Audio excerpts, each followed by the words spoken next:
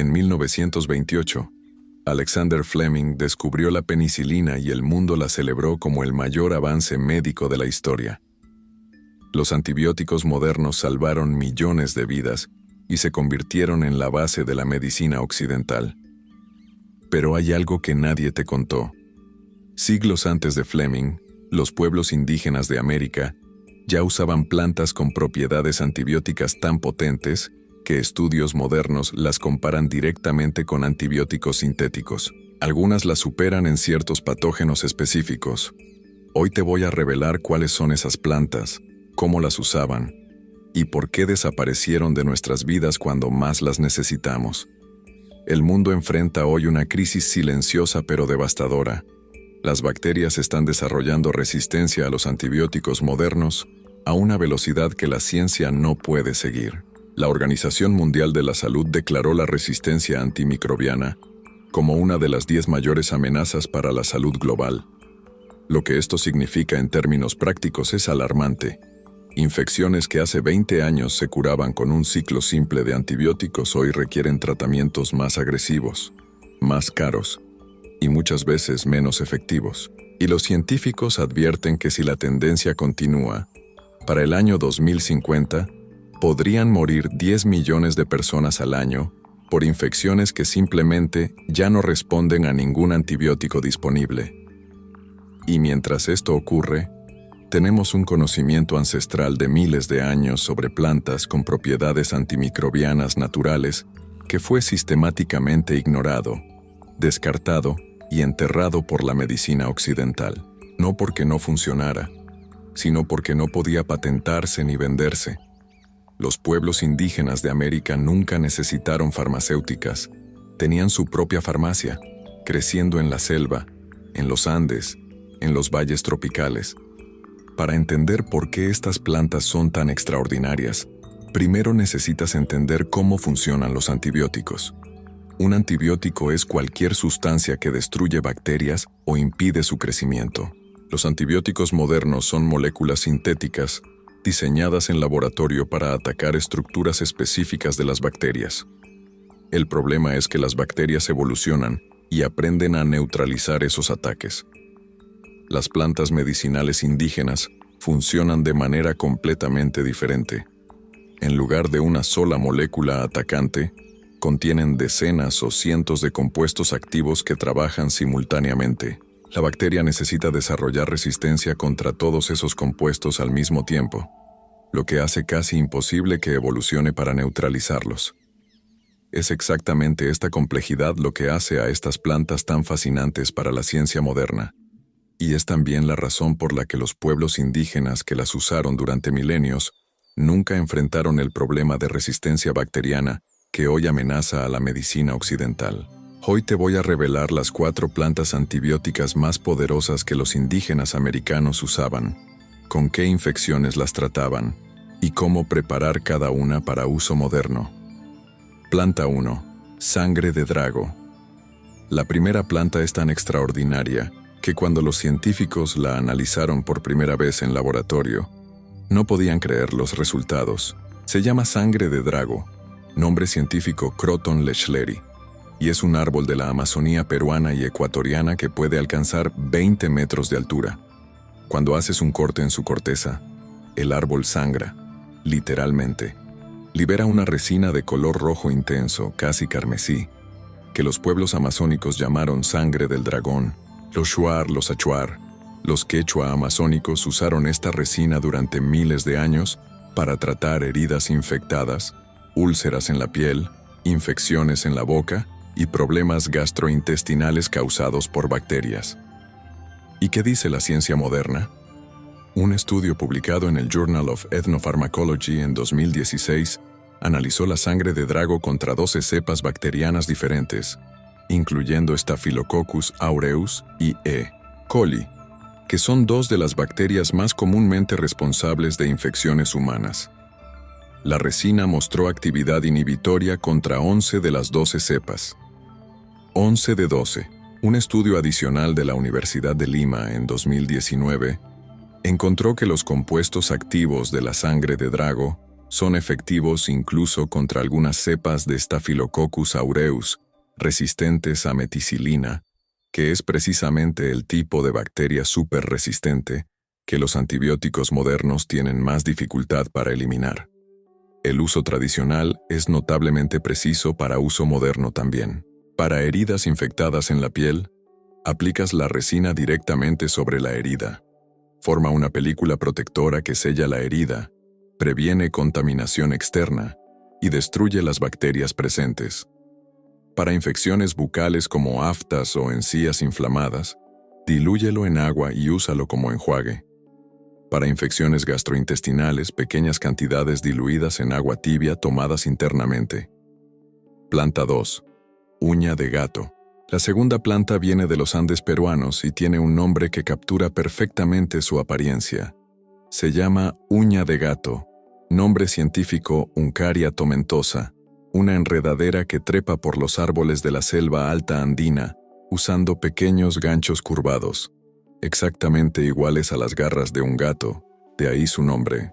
Los pueblos Ashaninka y Shipibo la usaron durante siglos para tratar infecciones respiratorias, inflamaciones y como refuerzo general del sistema inmune en épocas de enfermedad.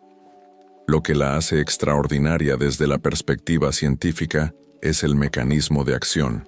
Además de sus compuestos antibacterianos directos, la uña de gato contiene alcaloides específicos que estimulan el sistema inmune del cuerpo para producir más glóbulos blancos, que son precisamente las células que el cuerpo usa para combatir infecciones.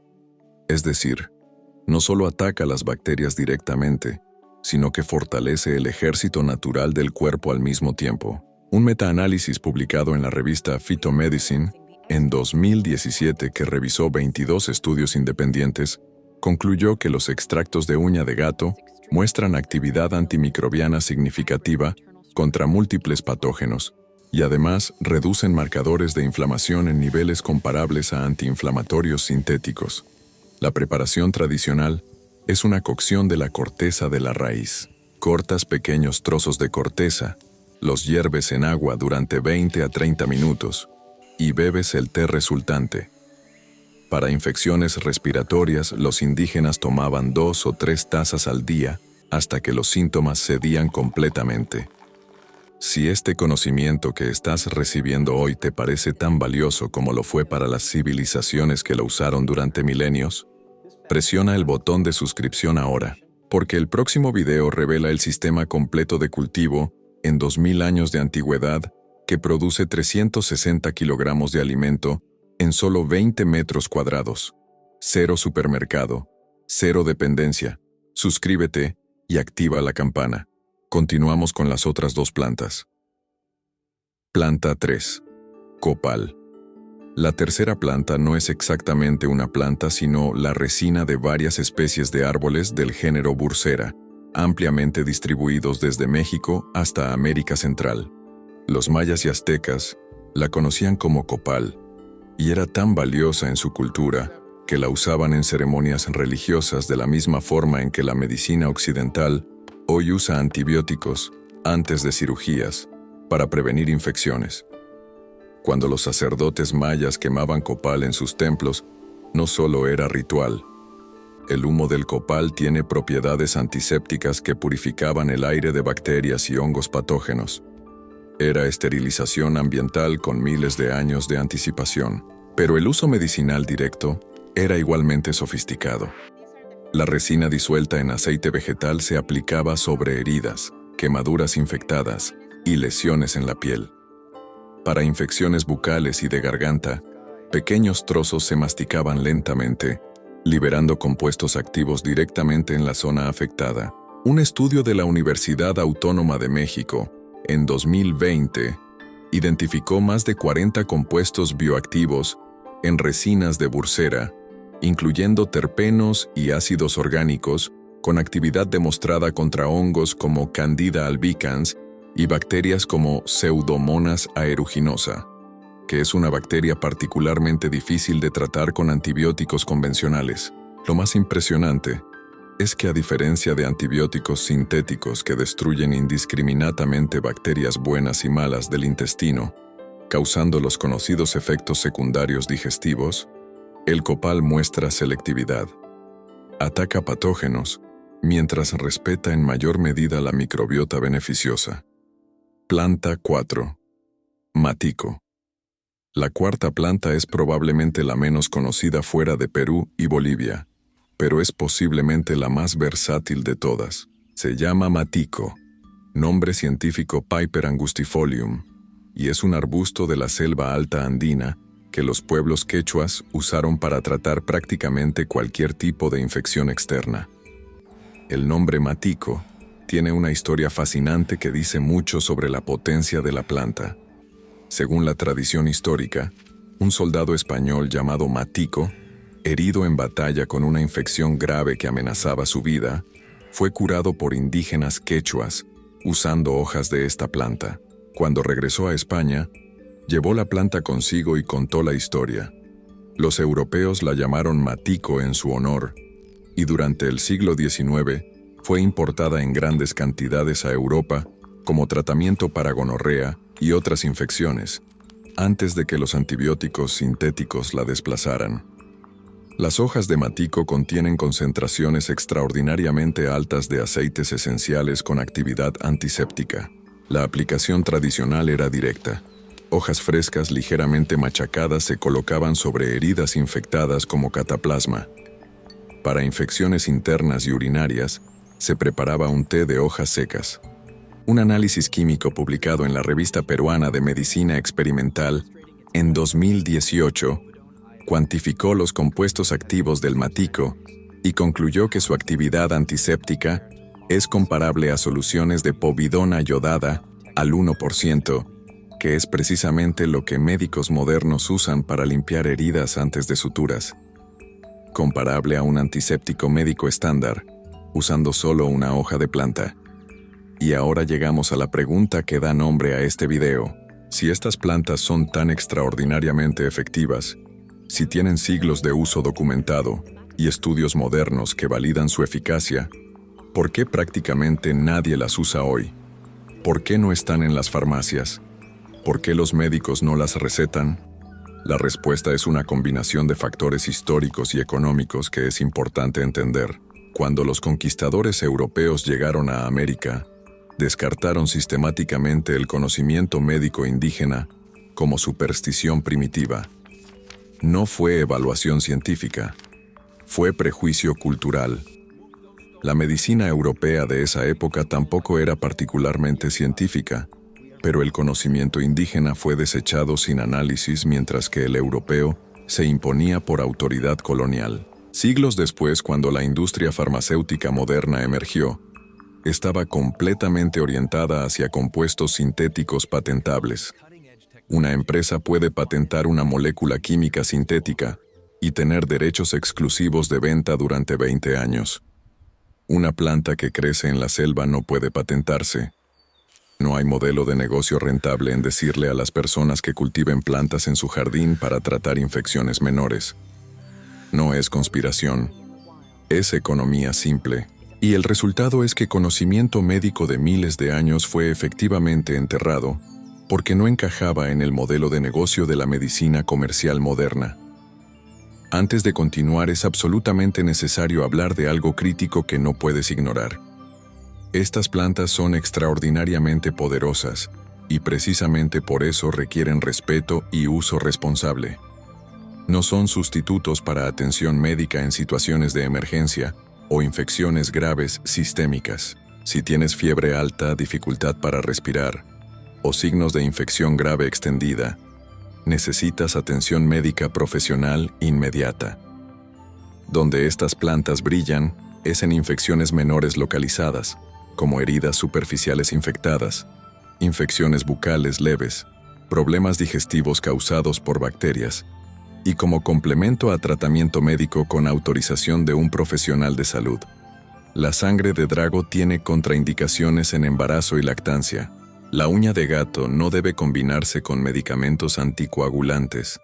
El matico en dosis muy altas puede causar irritación gastrointestinal. Toda planta medicinal potente requiere información y respeto.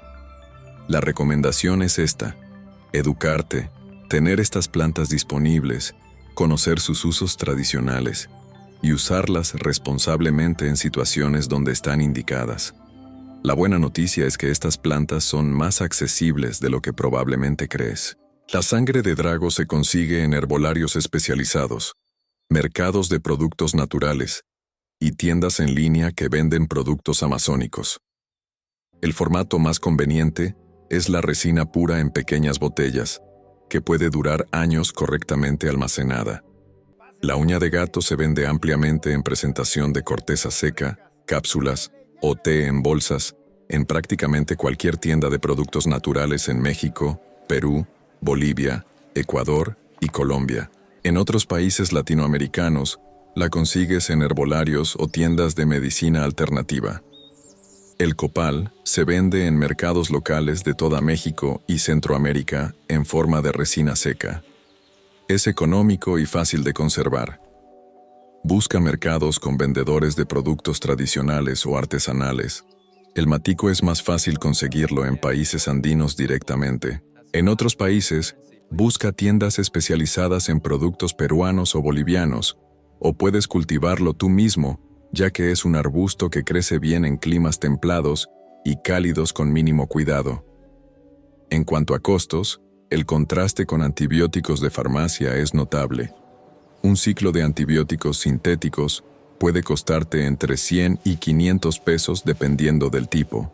Las plantas medicinales cuestan entre 20 y 100 pesos y duran semanas o meses.